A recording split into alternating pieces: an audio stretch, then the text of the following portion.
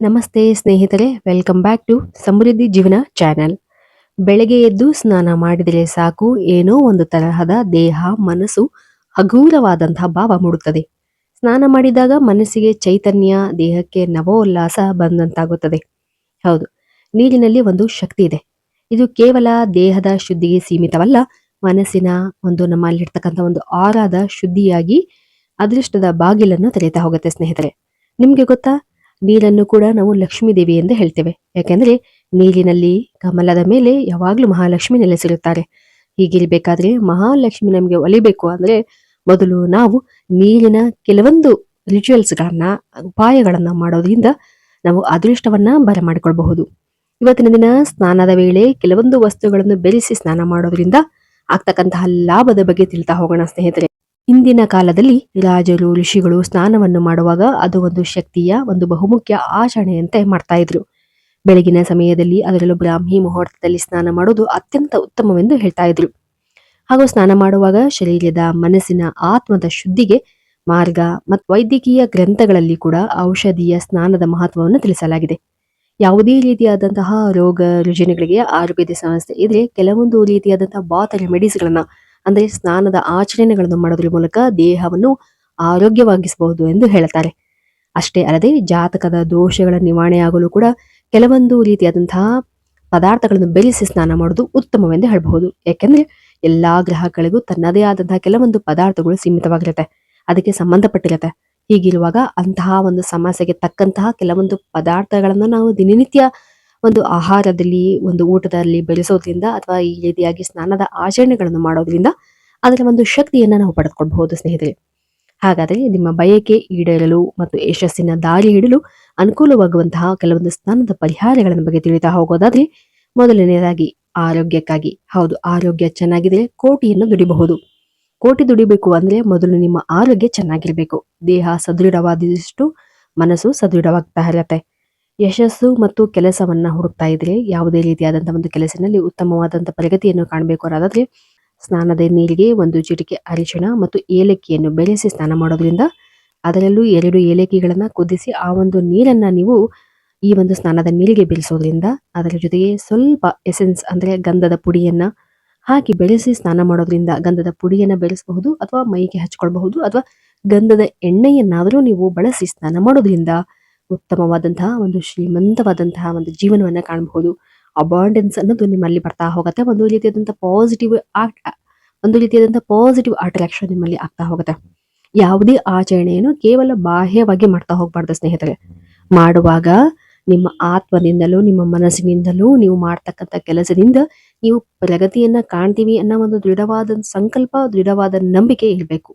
ನೀವು ಎಷ್ಟು ನಂಬಿಕೆಯಿಂದ ಕೆಲಸವನ್ನು ಮಾಡ್ತಾ ಹೋಗ್ತೀರೋ ಅದು ಯೂನಿವರ್ಸ್ಗೆ ಅಷ್ಟು ಬೇಗ ಕನೆಕ್ಟ್ ಆಗಿ ನಿಮ್ಮ ಸುತ್ತಲೂ ಒಂದು ರೀತಿಯಾದಂತಹ ಒಂದು ಉತ್ತಮವಾದಂತಹ ಪಾಸಿಟಿವ್ ವಾತಾವರಣವನ್ನ ತಾನಾಗಿ ತೆರೆಯಲು ಸ್ಟಾರ್ಟ್ ಆಗ್ತಾ ಹೋಗುತ್ತೆ. ನಂತರ ನೋಡೋದಾದ್ರೆ, ಅತಿಯಾದಂತಹ ಸಾಲದಿಂದ ಸಮಸ್ಯೆ ಅಥವಾ ಸಂಕಷ್ಟದ ಪರಿಸ್ಥಿತಿ ಹೊರಬರಲು, ಈ ಸಾಮಾನ್ಯವಾಗಿ ಮಧ್ಯಮ ಕುಟುಂಬಗಳಲ್ಲಿ ಹಲವಾರು ರೀತಿಯಾದ ಹಣಕಾಸಿನ ಸಮಸ್ಯೆ ಇರುತ್ತೆ. ದೇಹ ಇರೋವರೆಗೂ ಸಮಸ್ಯೆ ತಪ್ಪಿದ್ದಲ್ಲ, ಕೊರತೆ ತಪ್ಪಿದ್ದಲ್ಲ, ಹಾಗೂ ಜೀವನದಲ್ಲಿ ತೊಂದರೆಗಳು ಯಾವಾಗ್ಲೂ ಬರ್ತಾನೆ ಇರತ್ತೆ. ಅದರಲ್ಲಿ ಇಂತಹ ಸಂದರ್ಭದಲ್ಲಿ ಹಣಕಾಸಿನ ಸಮಸ್ಯೆ ಎದುರಾದಾಗ ನಮ್ಮ ಬಳಿ ಯಾರೂ ಇರೋದಿಲ್ಲ. ಇಂತಹ ಒಂದು ಸಂದರ್ಭದಲ್ಲಿ ನಮಗೆ, ಹೌದು, ಕರೆಯದೇನೆ ಬಂದು ಹೆಲ್ಪ್ ಮಾಡ್ತಕ್ಕಂಥವ್ರು ಅದುವೇ ಭಗವಂತ ಮಾತ್ರ. ಹೀಗಿರ್ಬೇಕಾದ್ರೆ ಇಂತಹ ಒಂದು ಪರಿಸ್ಥಿತಿಯಲ್ಲಿ ನೀವು ಸ್ನಾನದ ಒಂದು ಬಾತ್ ರೆಮಿಡೀಸ್ ಅಥವಾ ರಿಚುವಲ್ಸ್ ಗಳನ್ನ ನೀವು ಫಾಲೋ ಮಾಡಬಹುದು. ಅಂದ್ರೆ ಸ್ನಾನದ ನೀರಿಗೆ 3 ಲವಂಗ, ಅರಿಶಿಣ ಮತ್ತು ಬೇವಿನ ಎಲೆಗಳನ್ನ ಬೆರೆಸಿ ಸ್ನಾನ ಮಾಡೋದ್ರಿಂದ ಉತ್ತಮವಾದಂತಹ ಪರಿಹಾರವನ್ನ ಕಾಣಬಹುದು. ಬೇವಿನ ಎಲೆಯನ್ನ ನಾವು ದುರ್ಗಾದೇವಿಗೆ ಅರ್ಪಿಸ್ತೇವೆ. ದುರ್ಗಾದೇವಿ ಅಂದ್ರೆ ಕಷ್ಟಗಳ ನಿವಾರಣೆ ಮಾಡ್ತಕ್ಕಂಥವ್ರು. ಯಾರು ದುರ್ಗಾದೇವಿಯನ್ನ ಆರಾಧನೆಯನ್ನ ಮಾಡ್ತಾರೋ ಅವರ ಜೀವನದಲ್ಲಿ ಕಷ್ಟಗಳು ಎಂದಿಗೂ ಬರೋದಿಲ್ಲ ಎಂಬ ಒಂದು ನಂಬಿಕೆಯೂ ಕೂಡ ಇದೆ ಶಾಸ್ತ್ರಗಳಲ್ಲಿ. ಈ ರೀತಿಯಾಗಿ ಇರ್ಬೇಕಾದ್ರೆ ಈ ಒಂದು ನೆಗೆಟಿವಿಟಿಯನ್ನ ತೆಗೆಯಲು ಹಾಗೂ ನಿಮ್ಮ ಜೀವನದಲ್ಲಿ ಎಂತಹ ಕಷ್ಟಗಳೇ ಇರಲಿ, ಆ ಒಂದು ಕಷ್ಟಗಳ ಎದುರಿಸಲು ಆ ಒಂದು ಮಾತೆಯ ಒಂದು ಸಹಾಯ ನಿಮಗೆ ಬೇಕು ಅನ್ನೋದಾದ್ರೆ, ಆಶೀರ್ವಾದ ಬೇಕು ಅನ್ನೋದಾದ್ರೆ, ನೀವು ಈ ಸಿಂಪಲ್ ಆಗಿ ಈ ಒಂದು ಸ್ನಾನದ ನೀರಿಗೆ ಬೇವಿನ ಎಲೆಗಳನ್ನು ಹಾಕಬಹುದು. ಜೊತೆಗೆ ನಾವು ಲವಂಗವನ್ನು ಬಳಸೋದ್ರಿಂದ ಇದು ಒಂದು ಕುಬೇರನಿಗೆ ಹಾಗೂ ಲಕ್ಷ್ಮೀ ದೇವಿಗೆ ಸಂಬಂಧಪಟ್ಟಿರೋದ್ರಿಂದ ಲಕ್ಷ್ಮೀ ದೇವಿಯ ಆಕರ್ಷಣೆಯನ್ನು ಮಾಡ್ತಾ ಹೋಗುತ್ತೆ. ಅದ್ಭುತವಾದಂತಹ ಒಂದು ರೆಮಿಡೀಸ್ ಇದಾಗಿದೆ. ಇದನ್ನು ನೀವು ಏನೇ ಮಾಡಿದ್ರು ಕೂಡ ಕೆಲವೊಂದು ನಿರ್ದಿಷ್ಟ ದಿನಗಳವರೆಗೆ ಸಂಕಲ್ಪ ಪೂರ್ವಕವಾಗಿ ಮಾಡ್ತಾ ಹೋಗ್ಬೇಕು. ಫಾರ್ ಎಕ್ಸಾಂಪಲ್, ಇದನ್ನ 11 ದಿನಗಳ ಕಾಲ ಅಥವಾ 48 ದಿನಗಳ ಕಾಲ ನೀವು ಪ್ರತಿನಿತ್ಯ ಈ ರೀತಿಯಾದಂತಹ ಕೆಲವೊಂದು ಪದಾರ್ಥಗಳನ್ನು ಬಳಸಿ ಸ್ನಾನ ಮಾಡೋದ್ರಿಂದ ಖಂಡಿತವಾಗಿ ನೋಡ್ತಾ ಹೋಗಿ ನಿಮ್ಮ ಜೀವನದಲ್ಲಿ ಹಲವಾರು ಬದಲಾವಣೆಗಳನ್ನ ನೀವೇ ಕಾಣ್ತಾ ಹೋಗ್ತೀರಾ. ಸ್ವತಃ ಆ ಅನುಭವಗಳನ್ನ ನೀವು ಅನುಭವಿಸ್ತಾ ಹೋಗ್ತೀರಾ. ನಿಮ್ಮಲ್ಲೇ ಗೊತ್ತಿಲ್ಲದೆ ಇರೋ ರೀತಿಲಿ ಒಂದು ಉತ್ತಮವಾದಂತಹ ಆಲೋಚನೆಗಳು ಅಥವಾ ಆ ಒಂದು ಪರಿಸ್ಥಿತಿಲಿ ಒಂದು ಉತ್ತಮವಾದಂತಹ ಐಡಿಯಾ ನಿಮ್ಗೆ ಬರ್ತಾ ಹೋಗತ್ತೆ. ಹೌದು. ಹಾಗೂ ಪ್ರತಿನಿತ್ಯ ಯಾರಾದರೂ ತುಂಬಾ ಹಣಕಾಸಿನ ಸಮಸ್ಯೆಯಿಂದ ಒದ್ದಾಡ್ತಾ ಇದ್ರೆ ಋಣ ವಿಮೋಚನಾ ಮಂಗಳ ಸ್ತೋತ್ರ ಅಂತ ಒಂದು ಬರುತ್ತೆ. ಆ ಒಂದು ಸ್ತೋತ್ರವನ್ನು ಪಠಿಸಿದರೆ ಸಾಕು ಅಥವಾ ಕೇಳಿದರೆ ಸಾಕು, ಸಾಲದಿಂದ ಮುಕ್ತಿಯನ್ನು ಹೊಂದುವಂತಹ ಮಾರ್ಗ ನಿಮ್ಗೆ ಸಿಗ್ತಾ ಹೋಗುತ್ತೆ. ಅಷ್ಟೇ ಅಲ್ಲದೆ ಈ ಒಂದು ದಿನಗಳಲ್ಲಿ ನೀವು ಪ್ರತಿನಿತ್ಯ 48 ದಿನಗಳ ಕಾಲ ಕನಕದಾರ ಸ್ತೋತ್ರವನ್ನು ಪಠಣೆ ಮಾಡಿ ನೋಡಿ. ಖಂಡಿತವಾಗಿಯೂ ಕೂಡ ನಿಮ್ಮ ಜೀವನದಲ್ಲಿ ಹಲವಾರು ರೀತಿಯಾದಂತಹ ಬದಲಾವಣೆಗಳನ್ನು ಕಾಣ್ತಾ ಹೋಗ್ತೀರಾ.